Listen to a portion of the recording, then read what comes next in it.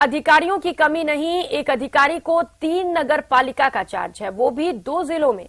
ऐसे में बीजेपी सवाल उठा रही है, इन अधिकारी पर इतनी मेहरबानियां आखिर क्यों? ये रिपोर्ट देखिए। एक अधिकारी 3 नगर पालिका का चार्ज, मैन पावर की कमी या करप्शन का खेल, राजनीति संरक्षण या वजह कुछ और? इतनी मेहरबानियां क्यों? सवाल उठ रहे हैं प्रदेश के स्वायत्त शासन विभाग की कार्यशैली पर। सवाल कि आखिर एक अधिशासी अधिकारी पर इतनी मेहरबानियां क्यों?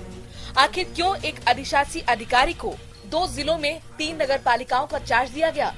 जी हां, मामला भीलवाड़ा जिले के गंगापुर में पोस्टेड नगर पालिका के अधिशासी अधिकारी कृष्ण गोपाल माली का है, जिन्हें राजसमंद जिले में देवगढ़ और आमेट नगर पालिका का अतिरिक्त कार्यभार सौंपा गया है और नतीजा यह समय पर काम नहीं हो पा रहा है। इस बात को मुद्दा बनाकर बीजेपी कांग्रेस सरकार को घेर रही है। क्या राजस्थान सरकार में स्वायत्त शासन विभाग में अधिशासी अधिकारियों की कमी है, जो एक इतने काबिल अफसर को मानकर 3 नगर पालिकाएं दे दी गई है? इसका दुष्प्रभाव सीधे जनता पर और नगरीय निकाय पर पड़ रहा है।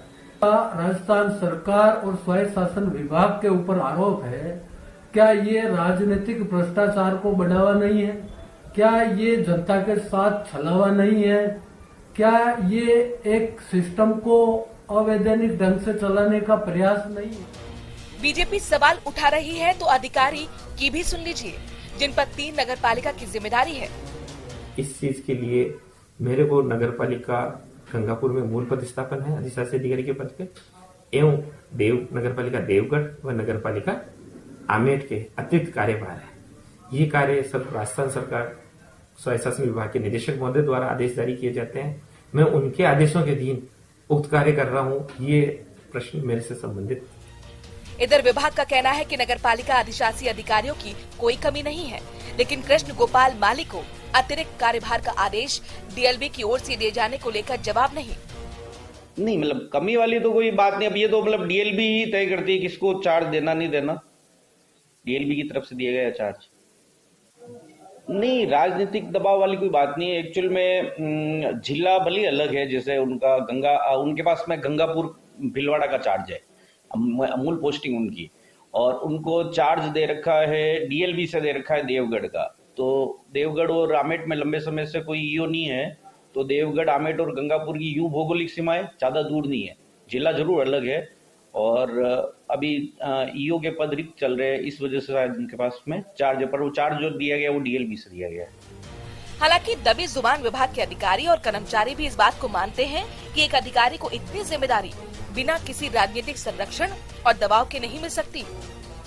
राजसमंद से न्यूज़ 18 राजस्थान के लिए अलकेश की रिपोर्ट। प्रदेश के सबसे बड़े टाइगर रिजर्व सरिस्का को आबाद करने की कोशिशें पिछले 15 साल से जारी हैं। लंबे अरसे बाद वन विभाग ने सरिस्का में एक बाघ और एक बाघिन को भेजा है। इसके बाद जल्द ही वन विभाग एक बाघ बाघिन का जोड़ा और रणथंभौर में शिफ्ट करने जा रहा है, जिसके लिए एनटीसीए ने मंजूरी भी दे दी है। 2004 में सरिस्का से बाघ खत्म होने के बाद 2008 में वहां रणथंभौर से बाघ शिफ्ट करने का सिलसिला शुरू हुआ। रणथंभौर से अब तक कुल 11 बाघ सरिस्का भेजे जा चुके हैं। इस वजह से सरिस्का में बाघों की संख्या आज बढ़कर 28 हो चुकी है। हालांकि इनमें से कई टाइगर मर भी चुके हैं और ST5 समेत सबसे ताकतवर टाइगर ST13 जनवरी 2022 से लापता है। तो बाघों की संख्या में इजाफा हुआ है, लेकिन चिंता की बात यह है कि कई बाघ इस दौरान मर भी चुके हैं और वहीं कई बाघ ऐसे भी हैं जो कई सालों से लापता चल रहे हैं। 15 साल में 11 टाइगर यहां पर शिफ्ट किए जा चुके हैं। लगातार सरिस्का में बाघों की संख्या को बढ़ाने के लिए कोशिशें चल रही हैं। इजाफा तो हुआ है, लेकिन कहीं जो बाघ गायब हैं उसे लेकर सवाल भी खड़े हो रहे हैं। और पन्ना करीब 7 ही रीइंट्रोडक्शन चालू हुआ था। सरिस्का बहुत पीछे रह गया है जनसंख्या के मामले में पन्ना से। तो हम वो रीइंट्रोडक्शन प्रोजेक्ट और उसकी प्रोग्रेस क्या हम कर पाए, क्या नहीं कर पाए, उसका एक रिव्यू एनटीसीए के साथ प्रस्तावित कर रहा हूँ। सरिस्का टाइगर रिजर्व को फिर से आबाद किए करीब 15 साल होने को आ गए, लेकिन आज भी सरिस्का वैसे आबाद नहीं हो पाया जैसे कि एक सुनहरे दौर में हुआ करता था। साल 2008 से लेकर के अब तक लगातार वहां पर रणथंभौर से बाघों को शिफ्ट किया जा रहा है, लेकिन बाघों की आबादी और बाघों का प्रजनन वहां पर सामान्य नहीं हो पाया है। कोविड काल में एक लंबे अरसे तक लगे ब्रेक के बाद में वन विभाग ने अब एक मादा को रणथंभौर से उठाकर शिफ्ट कर दिया है, जिसका नाम T134 है। जल्दी ही वन विभाग एक नर और एक और मादा को रणथंभौर से सरिस्का के लिए शिफ्ट करेगा। हालांकि पहले इसके लिए दूसरे राज्यों से परमिशन मांगी गई थी, लेकिन एनटीसीए ने बिना जांच और अध्ययन के ये परमिशन नहीं दी है। लेकिन उम्मीद की जानी चाहिए कि जल्दी ही बाघों का एक और जोड़ा वन विभाग सरिस्का शिफ्ट कर देगा और सरिस्का फिर से जो बाघों के प्रजनन के मामले में गति पकड़ पाएगा।